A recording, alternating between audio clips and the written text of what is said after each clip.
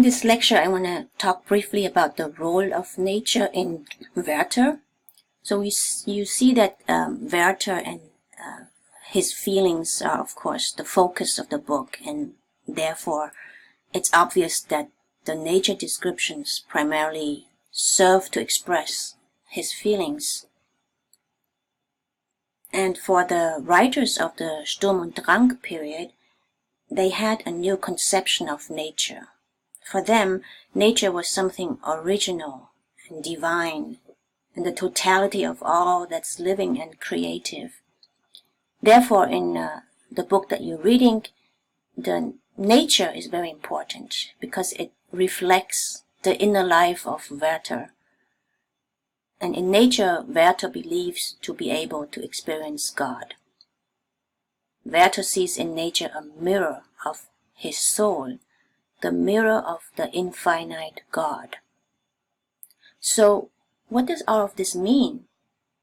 Goethe's description of nature bears strong pantheistic characteristics, and at the same time uses biblical vocabulary.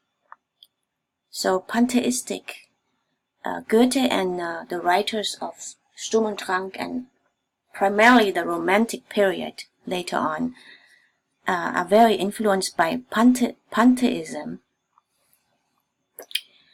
And if you're interested in pantheism, you can Google it up, but I can briefly go over it in this lecture. Oh, here I have a picture of Lahntal, Hessen, in Hessen, in Germany. The reason why I put this here is a beautiful picture, and this is really how it looks like. And it is where Werther was walking, who is actually Goethe. Goethe is from Frankfurt, and Lahntal is close to Wetzlar, where he was for his internship to become a lawyer at that time where he met Lotte. And here is where Goethe was walking after he was heartbroken and he was leaving Wetzlar to go back to Frankfurt. And I took this picture because it's so beautiful and represents the nature that was so prevalent in Werther's story. Another picture of Lahntal area. There is a castle that's called Lahneck Castle. So Goethe was actually walking around here. And there's a closer picture of the castle. So if you ever go to Germany, come visit this castle and the Lahntal area. So beautiful. So what's pantheism? Pantheism. Let's go to this slide first. The traditional view of God in Christianity, Islam, and Judaism is that God is omniscient and powerful. In pantheism, God is an impersonal force.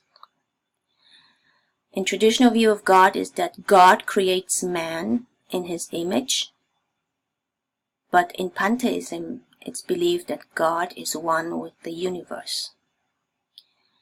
In traditional view of God, God is separated from world and man, and people can never be one with the Creator. In pantheism, man can meet God very intensely in nature, in the infinity of the whole universe. Going back to the other slide, German definition of pantheism is Gott ist eins mit dem Kosmos und der Natur. That means God is one with the universe and nature. English definition of pantheism, everything is part of an all-compassing immanent God.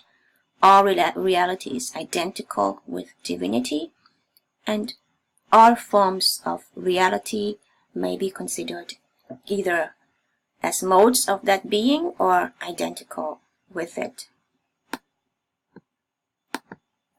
So very quick showing what is pantheism is shown in these two different images. God is alles, alles is God. So God is all is God. And this other image showing God and God in allem, alles is in God. So God is in all and all is in God. These are two very exact, simple representations of what pantheism is about. And I have another quote here that I think is really interesting. In the German one is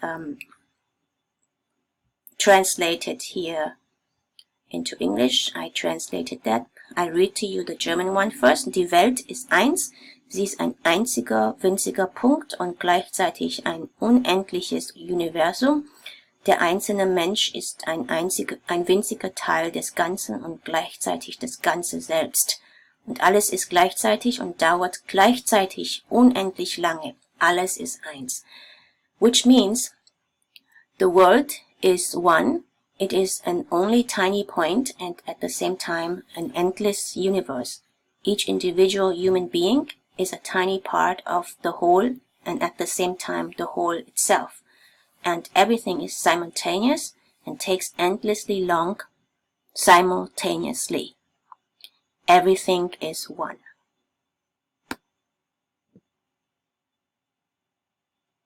So if you are interested in pantheism, just Google up what pantheism is about. But just want to say that pantheism is something that comes up in Werther and also many other works of the Sturm und Drang writers.